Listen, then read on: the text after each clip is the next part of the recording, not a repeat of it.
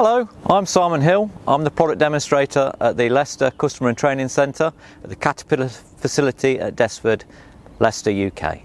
And today we're going to be talking about the morning safety checks we do on the machines we have in the demo fleet. So I've got a compact wheel loader here as an example, and the 302 excavator, so we can do tyres and tracks.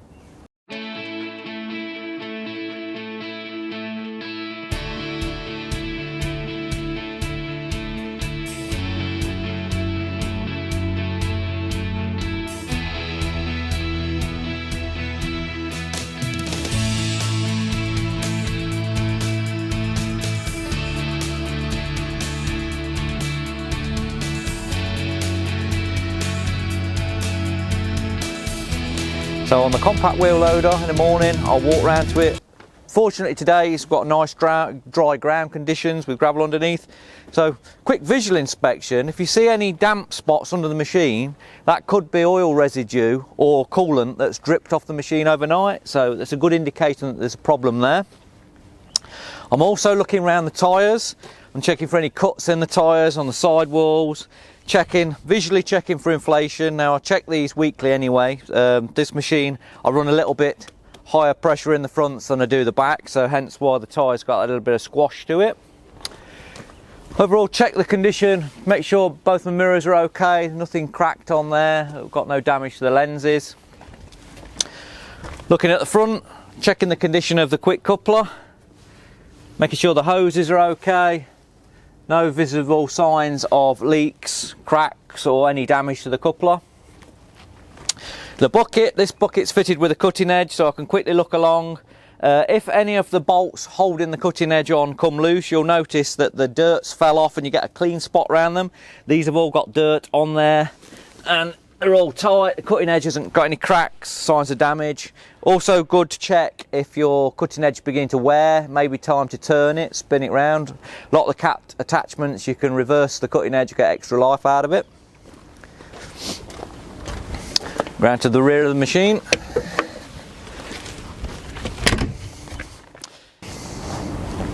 Now checking the engine bay of this machine. Now currently in the UK it's springtime and these machines have been stood over the weekend. It's very good this time of year to visually inspect for any signs of birds' nests. The other day, for example, I checked the 308 E2 we have, which has been stood a period of time, lifted the engine bay covers and there, sure enough, there's a bird's nest started to be formed where the DPF is. I checked, there was no signs of eggs or any birds actively nesting, so I managed to remove that. That would have led to a fire.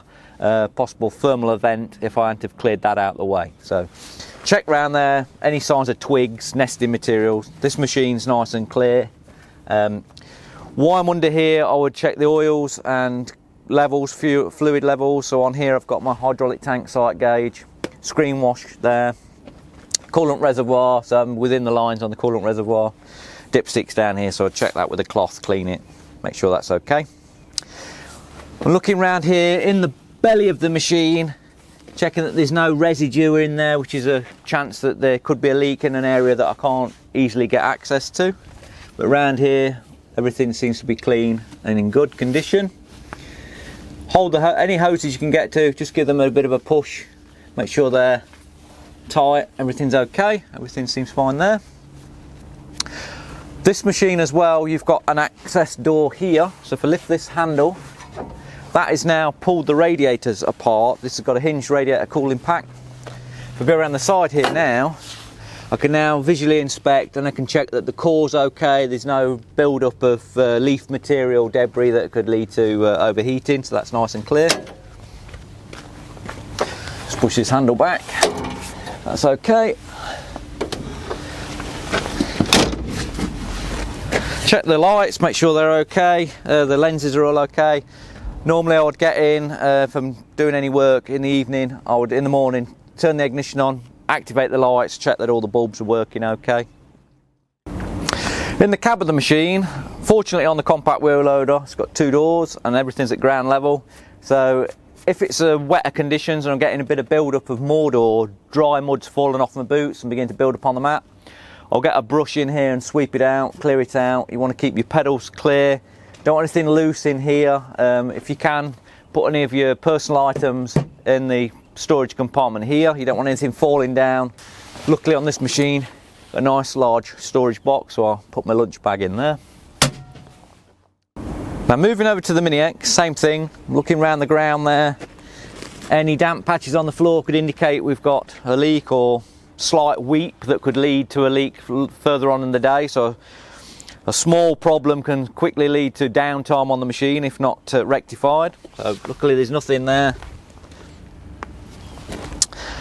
Tracks, luckily it's nice and dry, so the track frame's nice and clean, so try and keep that clear. If you don't want that packing with mud, it could lead to the tracks being over tensioned, then causing you problems. For track tension, I would bring the boom round and lift one side of the track up, and then in the OMM it will tell you, because each machine has a different measurement for the gap required between the track and the bottom rollers. Now another thing to point out, if you look at this rubber track, there's a mark here which is the infinity mark.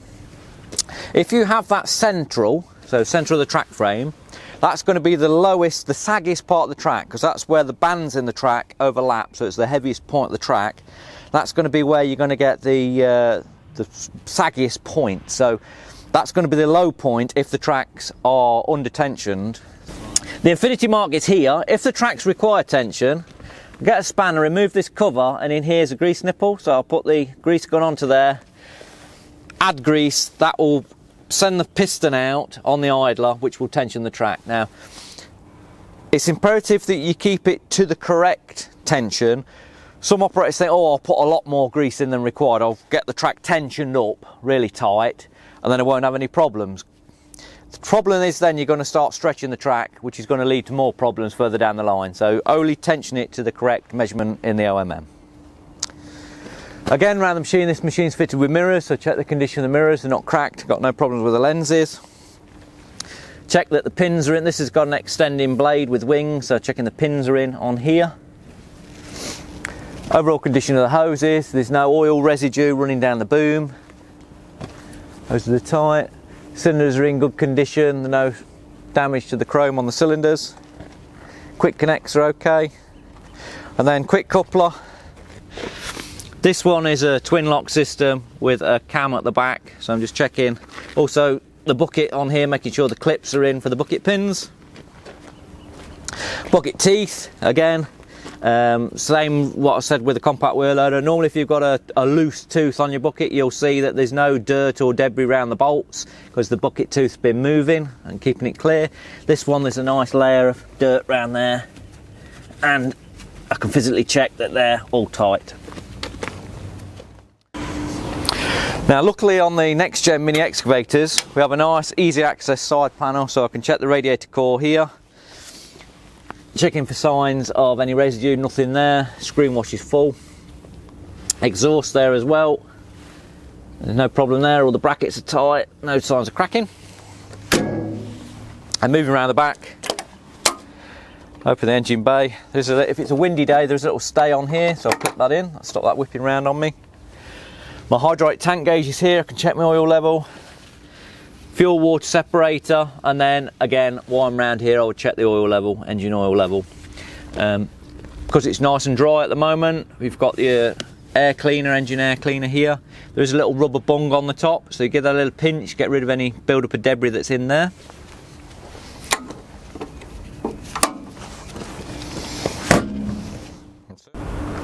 Well, that was just a quick video, walk around, what I do on the machines, daily basis. Some good tips there.